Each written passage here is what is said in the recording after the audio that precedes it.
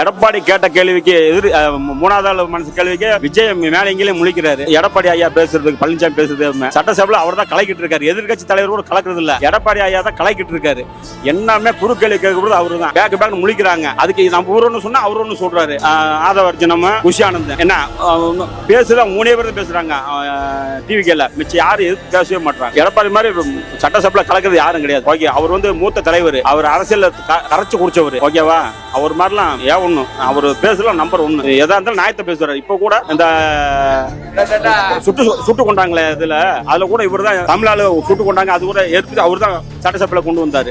யாருமே கொண்டு வரல. அது கர்நாடகாவில் அதே மாதிரி நம்ம மனவளங்க இதுக்கு கொண்டு போனாங்களா, மலைக்கு இருக்காங்களா, அதுல கொண்டு போன சுட்டு கொண்டாங்களா கர்நாடகாவில். அது கூட அவரு தான் ஹெல்ப் பண்ணாரு. எல்லாமே சட்டசபையில் நேராக கேட்கிறாரு. கேள்வி பயமில்லாமல் கேட்கிறாரு. தெம்பா பதில் கொடுக்குறாரு.